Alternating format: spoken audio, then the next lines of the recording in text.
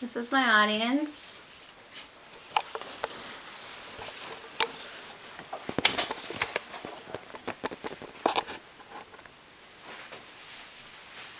Hello, my name is Alicia Johnson, and this is my informative speech. I'm currently in the E&D program, and every time I get asked what I'm going to school for, I get the same following questions. What does E&D mean, and what does an E&D tech do?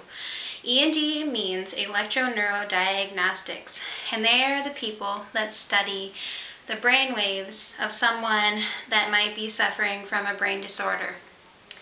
I've come to realize that once I start talking about the program, people start thinking of their mother, father, brother, sisters, friends, or just people that they have met that have been a patient for an E&D tech at some time. With technology getting more advanced, we have begun to find more ways to look at diseases of the brain, which have brought many people to the E&D wing of the hospitals. Wouldn't you like to know how the doctor figures out if your loved one or someone you know has seizures or some other brain disorder, and what the best way to treat it is? Well, today I am going to explain the process and procedures of how they would determine that. Also, I will tell you why getting these tests done can make a huge impact on someone's life if they do have a brain disease or disorder that the doctor is not able to diagnose solely from an examination. So I will start off by telling you what you need to do for the test. My information that I got is out of books and a website that we use for our curriculum, and this is one of them, EEG Primer, Basic Principles of Digital and Analog EEGs. First off, you need an EEG machine. EEG stands for encephalogram. This is the actual machine and computer that shows the brain waves on the EEG. There are controls that make reading the brain waves a little bit easier. You can change a control to make the brain waves smaller or bigger depending on what you want to see.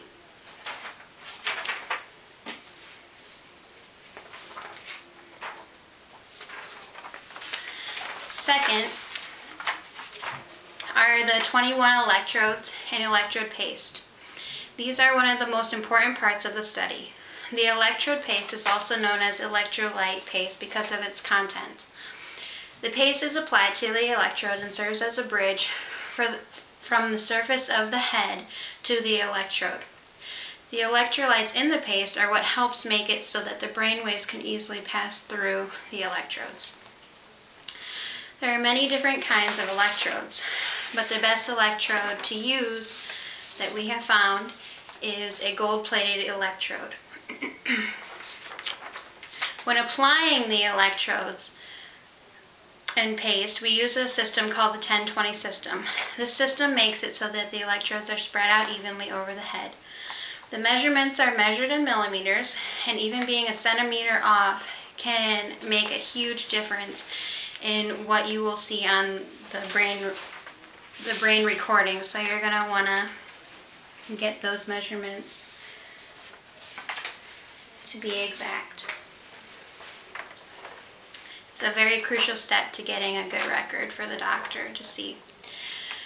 Now that I have told you what you need and how it is done, I will tell you about what the technologist is looking for when they're looking at an EEG machine.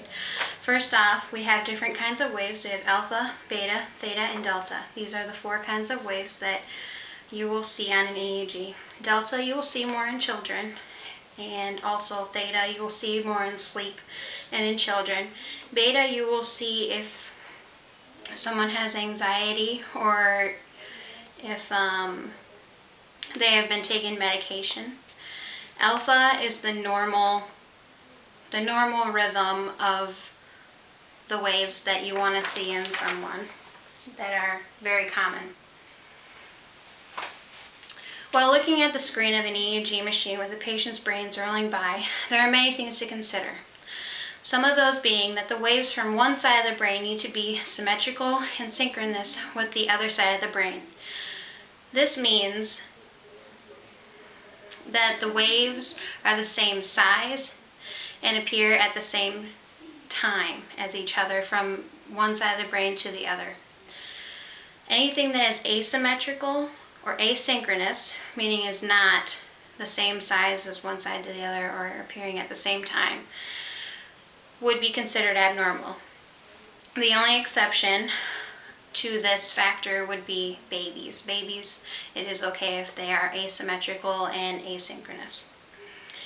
The locations of the waves, or the morphology of the wave, and how a wave appears are also ways to tell if there's an abnormality. Some waveforms can show specific abnormalities, such as the spike in wave and the phase reversal.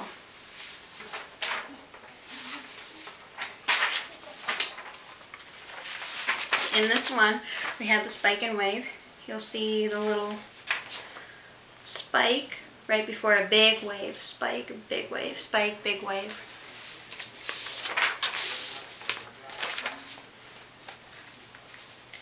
And then also we have the phase reversals. You can see that the waves are pointing to each other.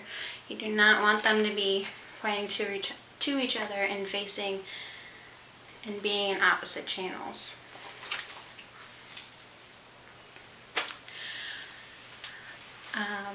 This way, these both can mean that a person is suffering from a seizure or an underlying brain disorder that needs to be followed up with.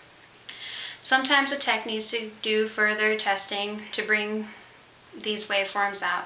These tests would consist of deep, heavy breathing in and out of the mouth. This test is also called hyperventilation, or we call it HV. Low levels of oxygen to the brain can make the abnormality stand out. This is what it looks like when a person is hyperventilating. It's called buildup, actually. This test is great for a child that is suspected of having staring spells. PS, or photic stimulation, is also used. This is a series of flashing lights that flash at different intervals. This is a good tool for bringing out abnormalities of epilepsy or seizure activity. Some really neat slides that I'd like to show you. Some neat pictures. This one is with eye blinks. See, the eyes are blinking.